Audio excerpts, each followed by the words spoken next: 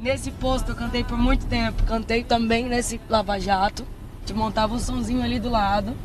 E eu cantava ali, onde tá aquela moto ali. Esse barzinho aqui era onde meu pai me trazia, às vezes, quando eu era pequena. Vamos descer? Vamos. Tomar uma, decidimos, gente. Vamos tomar uma cerveja. E aí, tu veio? Não acredito. Trouxe o pessoal do Profissão Repórter pra tomar uma comigo aqui no boteco. Tá bom? Tá bom? A Marília era pequenininha quando ela vinha aqui. Nós Guaraná. Refrigerante. Eita, rapaz, uma cervejinha dessa, um calor desse. Você sente falta um pouco dessa vida, assim? De poder sentar na mesa de plástico no bar? Ficar tranquilo? Muita falta. Cadê sua mãe? Minha mãe tá lá em casa. Você acha que um dia essa mudança toda, essa perda de liberdade vai cansar? Eu acho que sim, eu acho que a gente tem momento pra tudo. Tem um momento de trabalhar, tem um momento de formar família. Com certeza daqui 10 dias, ou daqui 1 ano, ou daqui 2 anos, vai chegar um novo estilo musical que vai tomar o lugar de todo esse sucesso que a mulherada está fazendo agora. E agora vamos tomar uma cervejinha, vai encerrar para comemorar. Um brinde. Quando a Marília Mendonça deu essa entrevista em 2017 para o Profissão Repórter, ela parecia enxergar com muita clareza como a indústria da música funciona.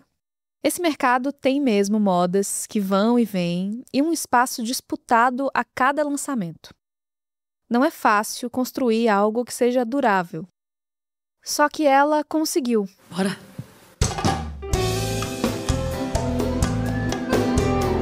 Quem souber pode cantar junto, viu, galera? Nos últimos 10 anos, a Marília foi uma compositora disputada do sertanejo, estreou como cantora, emplacou um sucesso logo de cara e virou presença constante no topo das paradas. Ela apresentou histórias de mulheres que o sertanejo ainda não conhecia, conquistou todo mundo com um carisma arrebatador, viajou com shows pelo Brasil, criando momentos inesquecíveis para os fãs e deixou um país inteiro de luto com sua partida trágica e repentina. Hoje, o espaço da Marília Mendonça continua garantido. Ela segue sendo uma das artistas mais ouvidas do Brasil, referência de sucesso na música popular. Sua carreira foi curta para o tamanho do impacto que ela causou. A Marília chacoalhou o mercado e produziu muito. Tanto que várias das coisas que ela deixou, o público ainda não conhece. A ideia é lançar algo em torno de 10 músicas por ano. Existe coisas para trabalhar facilmente 20 anos com folga. E existe um pendrive. Esse pendrive, para mim, não me pertence. Para mim, isso pertence ao Léo, que eu acho que quando ele tiver uma idade, que ele tiver um entendimento, 16, 17, 18 anos, eu gostaria que nós entregássemos isso para ele fazer o que ele quiser disso. Isso é a história da mãe dele. Eu vou falar aqui de negociações envolvendo um catálogo de músicas de altíssimo valor comercial, capaz de movimentar cifras milionárias. E, ao mesmo tempo, de acordos feitos por pessoas que perderam alguém que elas amavam e, de repente, se viram com a missão de definir o futuro da obra de uma grande artista. Nesse cenário, questões financeiras e sentimentais acabam se confundindo na tarefa de manter a memória da Marília Mendonça viva.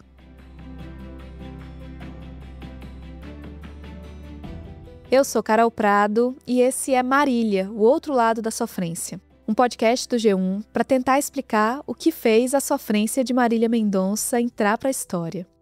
No 5º e último episódio, eu quis descobrir o tamanho da obra que foi deixada pela Marília. Como essa obra está sendo administrada e por que ela virou alvo de debate. Episódio 5, Esqueça-me se for capaz. Esquece aí, senão bichão! Nunca esquecerão! Nunca! Quando morre um artista, sua obra se torna parte da herança que é deixada por ele. No caso da Marília Mendonça, desde o acidente em 2021, tudo que ela produziu é administrado por 3 partes.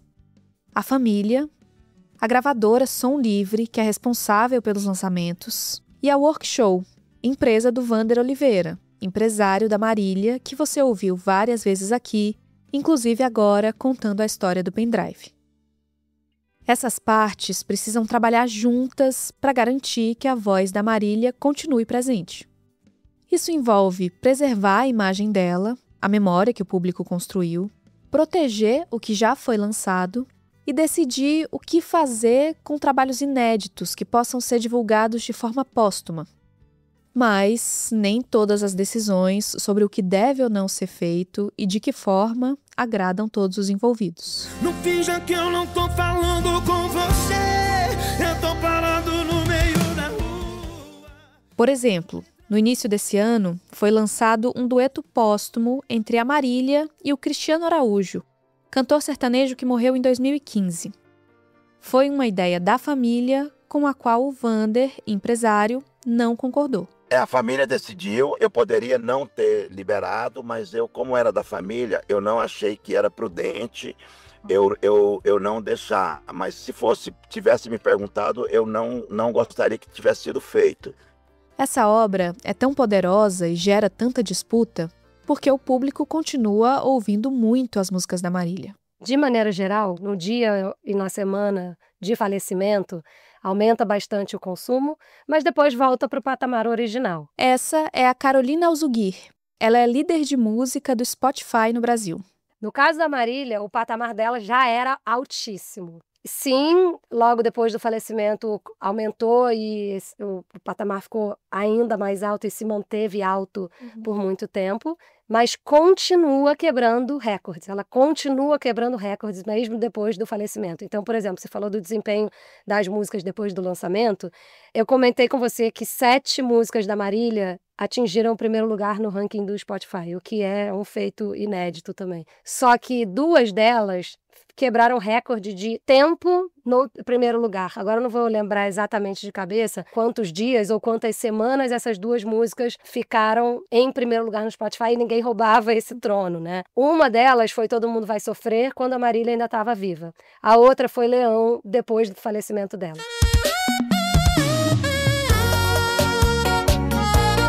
Beijo, Xamã! Segura, Xamã! Leão não só quebrou esse recorde de tempo em primeiro lugar, como também se tornou a música mais ouvida pelos brasileiros na última década. Um marco na era da música consumida pela internet. E por trás desse hit, tem um outro artista bem famoso. Eu fui procurar esse artista.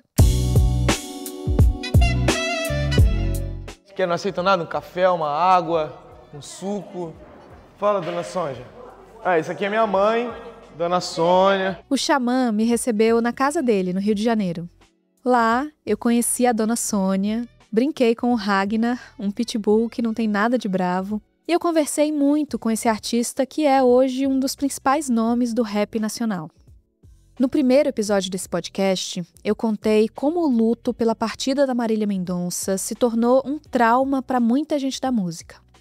Nesse dia, lá na casa do Xamã, eu entendi que para ele também foi assim. Eu não cantava Leão no show, eu não cantava, fiquei papo de, sei lá, 1 ano, não cantava, porque era estranho. O telefone que eu tinha, eu via as mensagens, aí eu nunca mais usei o telefone também, tinha conversa, para não ficar olhando, né, pá. Teve uma parada, é muito louco, porque você, quando alguém morre assim, né, durante esse tempo, assim, não parecia que ela tinha morrido, sabe? Você sabe que ela morreu, mas você não... Porque, eu não usei o telefone porque eu ouvi as mensagens dela. Aí quando você pega o telefone, assim, aí alguém morreu, aí você conversa, você olha pra a conversa assim, é igual você falando com alguém que você, sei lá, às vezes você fala assim com um amigo seu, do lado que você viu hoje, ou então sua mãe, sua filha, você olha as mensagens de ontem, parece que você vai ver sempre. Mas tem um dia que, não tem mais mensagem aí, foda. Mas quem vai nos julgar? Sou seu despenteado leão.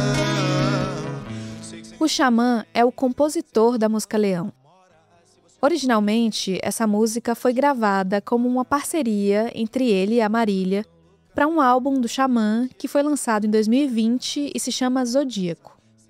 A versão que entrou nesse álbum é bem diferente da que ficou mais famosa. E aí eu escrevi a Leão, tinha a primeira parte, aí na segunda eu falei, vou escrever a sua parte então, vou te mandar aqui uma um rascunho, uma ideia, né? E muito inseguro, porque é a Marília, né? Ela, além de cantar muito, ela canetava muito, a caneta de ouro.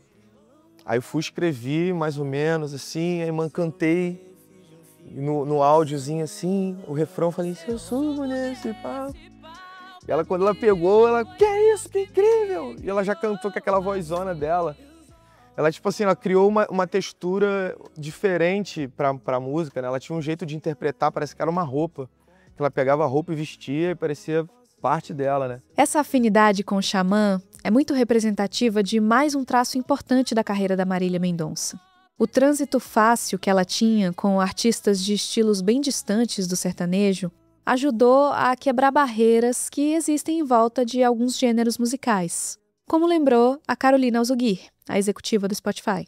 Por causa da Marília Mendonça, artistas de trap e de rap que nunca escutavam sertanejo ou que escutavam, mas não contavam que escutavam sertanejo, começaram a escutar, começaram a ser fãs. Então, assim, o Xamã é um ótimo exemplo, mas também tem o Bin, por exemplo, que é um artista de trap que tem uma música chamada Marília Mendonça. Nossa vizinhança já se cansa, vou cantar sofrência igual Marília Mendonça. E a gente ficou conversando, né? Tava vendo essa conversa esses dias no telefone.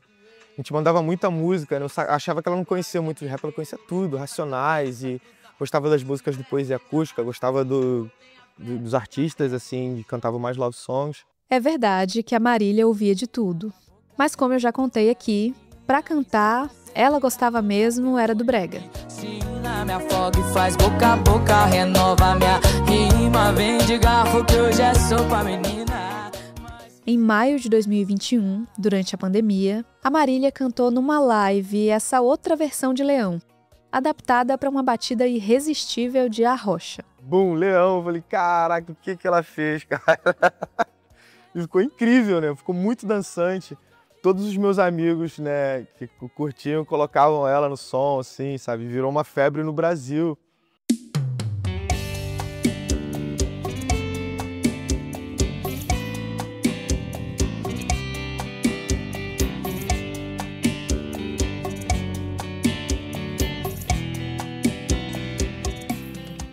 O Decretos Reais foi o único disco lançado depois da morte da Marília. Ele reuniu versões repaginadas de faixas do repertório dela e de outros artistas, todas cantadas nessa mesma live. Leão foi uma das que entraram nesse trabalho. E a adaptação brega acabou se tornando a gravação definitiva. O trabalho que a gente fez em rádio e nas plataformas, a gente faz normal, a gente continua trabalhando normal, como se ela estivesse aqui, como ela está aqui ainda. O Vander Oliveira, empresário, trabalhou para ajudar a emplacar essa música nas rádios e na internet. Foi a pessoa Marília, mas a obra dela, a arte que ela produziu ainda continua aqui e as pessoas continuam consumindo e lembrando dela todos os dias. De onde sai o Leão e todo o projeto Decretos Reais, podem sair vários outros. As várias lives que a Marília Mendonça fez durante a pandemia foram gravadas. E essas gravações fazem parte do acervo da Marília que pode dar origem a mais trabalhos nos próximos anos.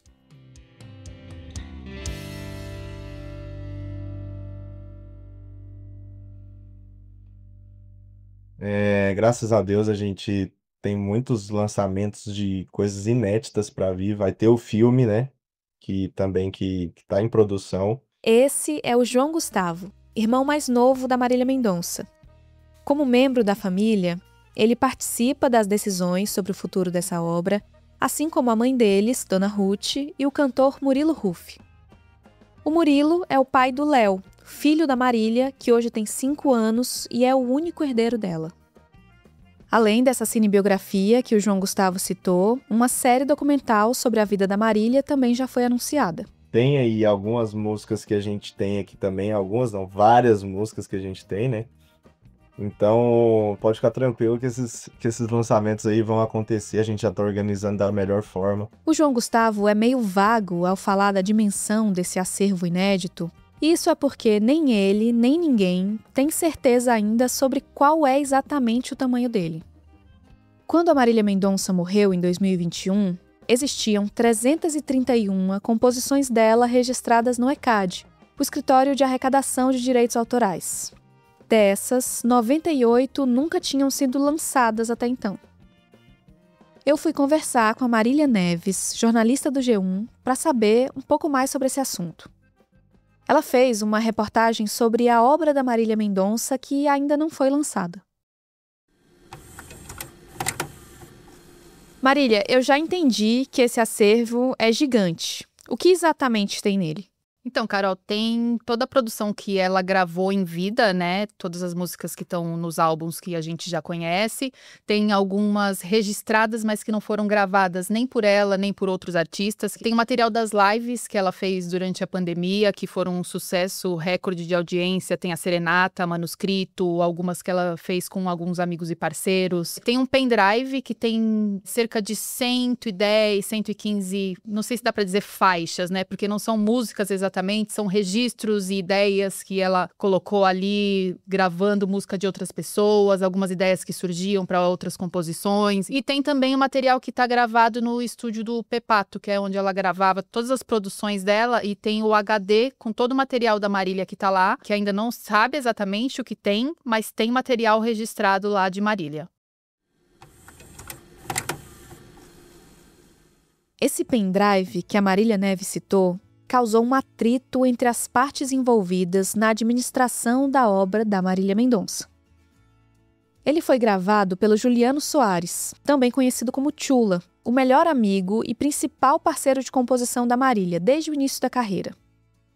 Nos últimos anos, o Juliano se afastou completamente do mercado da música, e por isso ele não deu entrevista nesse podcast. Até então, eu não tinha ouvido o pendrive, ele tinha sido me entregue pelo Chula. Eu não sabia qual era o conteúdo do pendrive. Mas eu não achava que era de direito meu ou de qualquer pessoa que não fosse o Léo o que estava naquele pendrive. O Vander, esse que acabou de falar, é o empresário da Marília Mendonça. Por contrato, ele é um dos donos da obra produzida por ela, a que já foi e a que ainda não foi lançada, e estava em conversas com uma gravadora para licenciar parte dessa obra.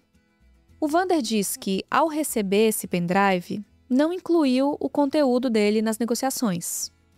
Ele achou que o destino desses arquivos deveria ser decidido só daqui a alguns anos pelo filho da Marília. E aí, nesse dia ficou entendido que o conteúdo do pendrive eu teria doado para o espólio, que seria para o Léo. 2 semanas depois, o advogado da família estava na Som Livre negociando o pendrive.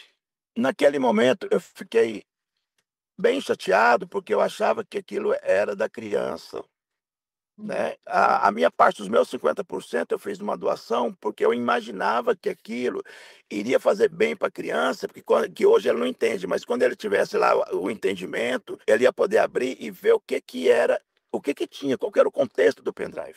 Eu fui procurar o advogado da família da Marília Mendonça, esse que o Vander citou, para saber o lado deles nessa história. Esse advogado se chama Robson Cunha. Após o falecimento da Marília, o empresário buscou a Som Livre para negociar lançamentos de músicas da Marília, principalmente de músicas, trechos que eram retirados das lives, tudo, assim como foi Leão. A Som Livre manifestou que esse material já seria dela, por conta desse contrato de cessão existente, e não se dispôs a fazer a negociação, as tratativas na época.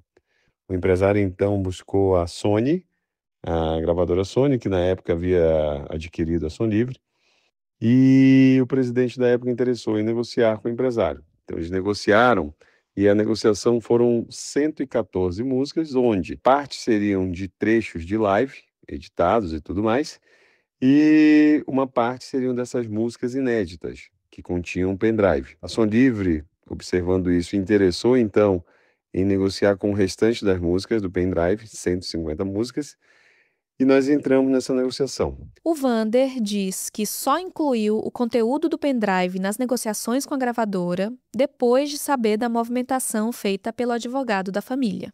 Já o Robson Cunha, o advogado, afirma desconhecer qualquer trato de que o pendrive ficaria guardado para o filho da Marília Mendonça. Segundo ele, o Vander sempre teve a intenção de negociar esses arquivos. O Robson também me falou sobre um contrato de cessão dos direitos da obra, assinado em 2019, quando a Marília ainda estava viva. Como a Marília faleceu ainda na vigência do contrato, tudo que ela produziu em vida, obrigatoriamente, seria da Som Livre, de acordo com esse contrato de cessão. Existem vários tipos de contratos quando se negocia a obra de um artista. O contrato de cessão é um acordo em que a posse da obra é transferida para a gravadora. É parecido com um contrato de venda, mas ele pode ou não ser definitivo. Já num contrato de licenciamento, a obra pode ser usada comercialmente pela gravadora por um tempo determinado. É como se fosse um aluguel. O pendrive estava realmente, sim, sendo vendido. Bom, nisso, quando foi fazer, eu disse, olha, então vamos fazer o seguinte, o contrato de licenciamento que eu estou fazendo para ser lançado, eu quero que conste no contrato todas essas músicas que estão no pendrive, que acho eu, aí é o Wander que está falando, que isso, de maneira inteligente, tem que ser licenciado e não vendido. Porque isso no futuro, quem vai definir se vai vender a parte dele é o próprio Léo. Eu também entrei em contato com a Som Livre. Eles não quiseram dar entrevista, mas me enviaram uma nota que diz o seguinte: a Som Livre é a gravadora exclusiva do repertório musical da Marília Mendonça e é responsável por qualquer lançamento futuro da artista. Todos os projetos foram e continuarão sendo idealizados em conjunto com o escritório representante da artista e sua família, sempre com profundo respeito à memória e ao legado da Marília Mendonça. Mas afinal, o que tem nesse pendrive? Tem coisas que dá para aproveitar e tem coisas que não dá para aproveitar. Tem músicas dela, ela cantando música dela, composição dela. Tem música ela cantando música que não é dela, algumas coisas. Tem música dela, outras pessoas cantando que eu acho que não teria como fazer o lançamento. Eu acho que talvez ele seja muito mais um lado de sentimento, porque eu acho que a família vai ter que ter o cuidado de não lançar coisas de uma qualidade ruim, porque tudo que a Marília fez tinha muita qualidade. Então, eu acho que a família vai ter que ter um cuidado com essa curadoria para que não lance coisas que não sejam da altura que é a Marília. Ao longo de 4 meses, eu mandei mensagens para a dona Ruth, mãe da Marília Mendonça, para tentar entrevistá-la para esse podcast. Eu queria falar com ela sobre a história da Marília, mas também sobre os planos da família para essa obra inédita. A dona Ruth sempre negou. Eu não tenho tempo. É muito corrido o meu trabalho, correria demais, sabe? Eu tô meio sem tempo mesmo. Nesse momento, a negociação sobre as gravações do pendrive, assim como outras envolvendo músicas da Marília Mendonça que ainda não foram lançadas, estão pausadas. O Robson Cunha, advogado da família, me contou o motivo. Quando o Murilo, e aí, como todos os contratos que envolvem o Léo, o Murilo obrigatoriamente tem que assinar. Quando chegou nesse momento, o Murilo optou por ainda não assiná-lo, mas eu acredito que em breve deve fazê-lo, tá? E aí nós vamos ter novos lançamentos da Marília. O Murilo Huff também não topou me dar entrevista. Em junho de 2025, se tornou pública uma disputa judicial entre o cantor Murilo Huff e a dona Ruth, envolvendo a guarda do Léo. E o sol da manhã te dessuba, seu vampiro de filmes pastelão. Mas quem vai nos julgar? Sou seu despenteado leão. É natural que conflitos envolvendo a memória de um ídolo ganhem repercussão, despertem opiniões e julgamentos por todos os lados. Mas também é papel das pessoas que administram o legado de um artista não deixar que ele seja afetado por esse tipo de situação. Por mais barulho que essas notícias façam, elas não podem se sobrepor à história que a Marília Mendonça escreveu em vida. A gente fazia a música com uma visão feminina. Marília, o que é que você usa para compor? Você canta sofrência, né? Só que ninguém percebeu que as histórias de Marília Mendonça sempre terminam com um final feliz para ela. Mesmo o cara sendo infiel comigo, eu mandei ele embora e agora eu quero ver você se lascar aí. Tá vendo aí o que você fez? É o jeito que eu gostaria que fossem os finais. Pode não ter acontecido daquele jeito comigo, mas eu posso inventar o final que eu quiser na minha música. Em uma das últimas entrevistas que deu para o Fantástico, em outubro de 2021, a Marília refletiu muito sobre a própria trajetória.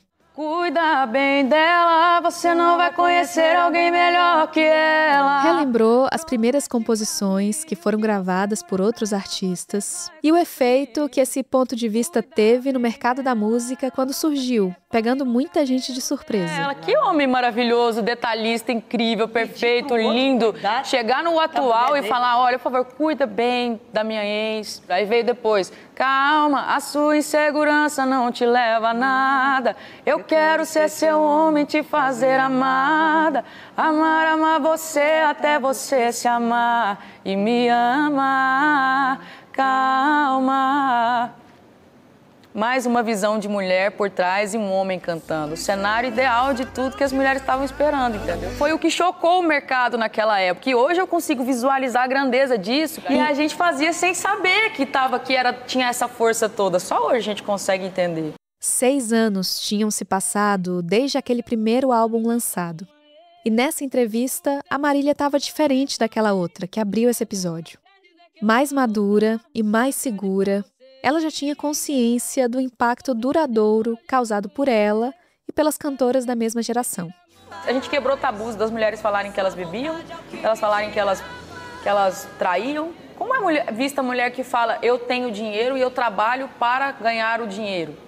Parece que é estranho, porque me soa estranho falando isso pro espelho. Será que eu tenho que ter vergonha disso mesmo? Porque era nisso que a gente abaixava tanto a cabeça para tantas coisas. Mas mesmo com essa compreensão, a Marília nunca abandonou aquela ideia de que um dia as coisas poderiam mudar e ela poderia ser esquecida. Esse pensamento esteve presente até o último show, poucos dias antes do acidente. As pessoas vão esquecer de Marília Mendonça. Eu juro pra vocês que eu pensei isso várias vezes. Vai ser difícil esquecer a Marília Mendonça. Não só pelo que ela fez, mas também pelo que ela não pôde fazer. Pelas músicas que não foram escritas, os discos que não foram gravados, os shows que não foram feitos. É impossível não pensar na história grandiosa que ela estava escrevendo e que parecia muito longe de terminar. Enquanto ouvia esse podcast, você deve ter imaginado como as coisas poderiam ter sido. Quase não dá para acreditar, né? Como ela não tá mais aqui, se ela ainda parece tão presente? Eu também sinto isso. Essa sensação de vazio só é tão grande porque o talento e a personalidade da Marília também eram. Tão grandes que mudaram o curso das coisas. As pessoas passaram a enxergar com mais respeito o tipo de música que ela fazia, estilos musicais que pareciam distantes se aproximaram, o mercado se abriu para cantoras que antes não tinham espaço.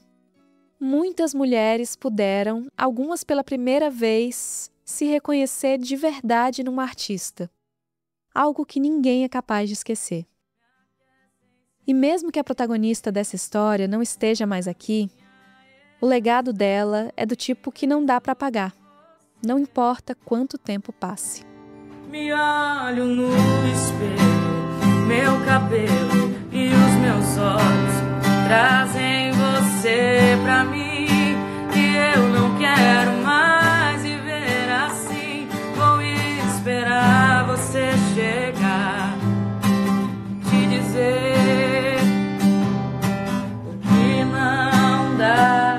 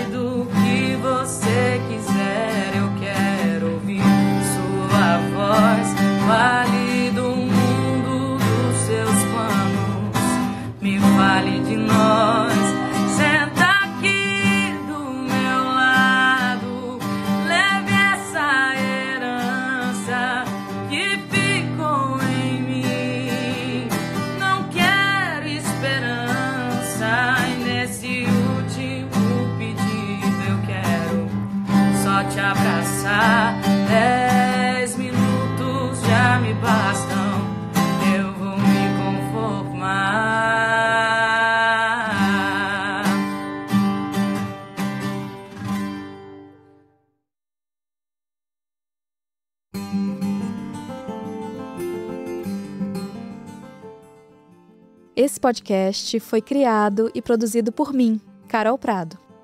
O roteiro é meu e da Carolina Brandão, a Cabra, que também fez a pesquisa e a edição. A coordenação é do Braulio Lorentz e da Cláudia Kreutor.